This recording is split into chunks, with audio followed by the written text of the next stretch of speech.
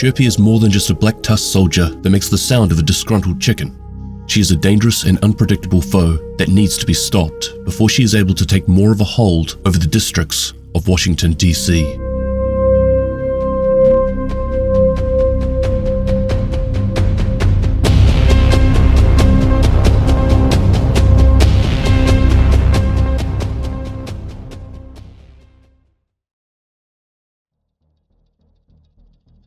To the untrained eye, Sandra Patterson comes across as meek, dainty, and beakable, like a small, delicate bird who in one swift move could be broken and easily discarded. Yet beneath the surface lies a cold, calculated, and psychopathic hunter with a brutality and disregard of life that has awarded her with the honorable title of the highest kill count of any Black Tusk member. A deadly sniper, she is an expert in fieldcraft, navigation, and stealth. She is intelligent and extremely patient, which makes for a dangerous combination when paired with her outstanding abilities in marksmanship. Known for preferring to actively hunt her targets at night, comfortably perched in the vegetation high above her unsuspecting prey or deep in the shadows of a bush, she is roosting in her element, ready to pounce. Soon the nickname Chirpy was bestowed upon her, rumoured to be seeded by the way in which her victims never saw her coming and were only alerted to her presence when it was already too late.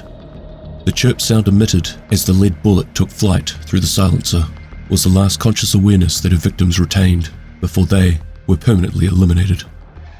At the initial outbreak of the green poison, she was already on active duty with the army, and with the impressive body count that Chirpy had already racked up, she was obviously considered a highly valuable asset to a company like the Black Tusk, and so unsurprisingly, was nested into their organization soon after. I wonder if Chirpy games and how she deals with fatigue at the end of the day. I mean, do you ever find that after a hard day of physical work in the mines or construction industry or something, that you can barely lift your arms and even the weight of the mouse is too much to take on, severely hindering your gaming time?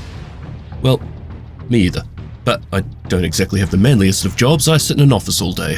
The most strenuous thing I do is probably the walk from my car to my desk, but I still get tired, especially if I don't get my afternoon nap. Well, Logitech has taken the iconic G502 and managed to reduce its weight to an impressive 89 grams in the new G502 X Plus. But this isn't the only upgrade. The G502 has been my go-to mouse for the last several years. For me and my giant mouse-destroying hands, this sturdy beast has been one of the few around that has managed to survive past the first few months of use. So when they told me about the 502 X Plus, I was pretty excited to try it out. Straight away I noticed the reduced latency due to the Light Force hybrid switches and an updated Lightspeed protocol. This was actually more obvious than I was expecting. I'll admit it felt a little odd when I first took it out of the box, as this mouse is just so damn light. But once I started gaming, I very quickly forgot about this, and actually really noticed the advantage of less drag, especially with the Hero 25K advanced sensor, delivering the performance, power and precision we've all come to expect with the Logitech G range. And the new LED band, oof. I've always said, if you don't have enough LED light streaming out through the window to light up the driveway enough to land a plane, you're doing it wrong. Anyway, a big thank you to Logitech for sponsoring the video.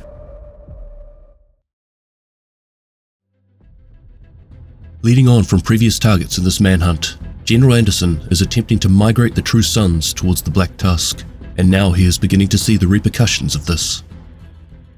I need your help, Natalia. Already? You were right about Lewis.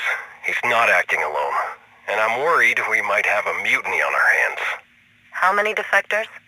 So far, 10, maybe 20. Be patient. He's turning my men against me. If they are so easily turned, they were never your men. What do you suggest I do?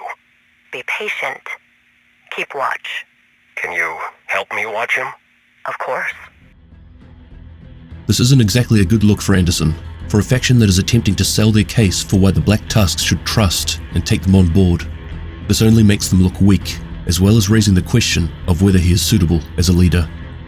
Natalia and Anderson are now more than aware of where Captain Lewis is perched, but before acting on it, Anderson questions Lewis directly in an attempt to see where his loyalties lie. Captain, a word? What can I do for you, General Anderson? I'm concerned. What about, sir? Your commitment to the cause. I've never been more committed to the cause, sir. I hear things have been tense between you and TRIG. I wouldn't say tense. I just personally don't care for the man. What did he do to offend you, Captain? He didn't really do anything. He called me a triangle. That was weird, but I wouldn't call it offensive. He's just odd, and makes me uncomfortable. You seem to be uncomfortable a lot lately. I don't really understand why we were working with the Black Tusk. Yesterday we were killing each other, and today I'm supposed to trust TRIG to have my back? Do you trust me? Of course. Then don't worry about the why. Just get the job done. Give the Black Tusk whatever they need to secure this alliance. Copy that. Unsatisfied with Lewis's response, Anderson eggs on Black Tusk operative Chirpy, asking her to do what is required to remove Lewis from the equation and find out who else is involved. Chirpy, I want you to take Lewis into custody and bring him to Fairview. Do you want him to know he is in custody? What do you mean? I mean, I could bring him in and he could know he's being brought in. Or I could just bring him in and he will have no idea we are on to him. Handle but not control. Yeah, Sure. Maybe we can uncover some more rats. exactly. Thank you, Chirpy. No problem, General. Yeah, out of curiosity, why do they call you Chirpy? Jesus Christ! Thank you. I understand why they call you Chirpy. But before this could happen, there was one not-so-small problem coming her way.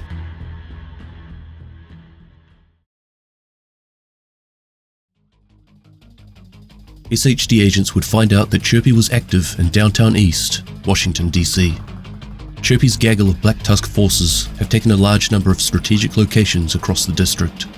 Agents waste little time in fighting through the hordes of Black Tusk soldiers, breaking the outposts down one by one. Eventually they would learn of Chirpy's location, Grand Washington Hotel. The Black Tusk had well established themselves in this facility. Evidence of their occupation can be found all over the site. In classic Black Tusk style, there were warhounds and mini-tanks fouling every turn, but the agents were able to fight through and would eventually find Chirpy in the ballroom, surrounded by guards. While her deadly pinpoint accuracy and super annoying drone proved unpheasant and a right burden, she was the very definition of glass cannon, and after a lot of attempts, once focused, she would quickly be taken down.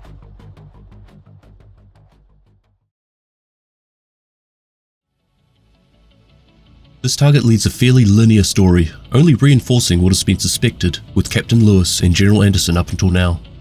Lewis has all but announced his future with the True Sons, under the leadership of Anderson. The decision to join with the Black Tusk has sent Lewis to question the direction of this once proud faction. With this target literally being asked to sort Lewis out, I expect in the next target or the main target to show Lewis either escaping the group or being taken into custody. But we shall find out soon. I don't know if I did something wrong, but there didn't seem to be any additions to the many Lewis comms in this Manhunt target. So maybe we'll be seeing a little more in the next, or maybe I just need to nail gun Kelso to the basement floor the next time I see her so I can get the new intel. Anyway, because I'm a dad and I hold on to my God-given right and societal expectation to use dad jokes and puns, I have used exactly 25 bird-related words in this video, some more obvious than others. I guarantee you won't find them all, mainly because of my poor grasp of the English language. But let me know how many you find. Otherwise, thank you very much for watching, and I'll catch you in the next one.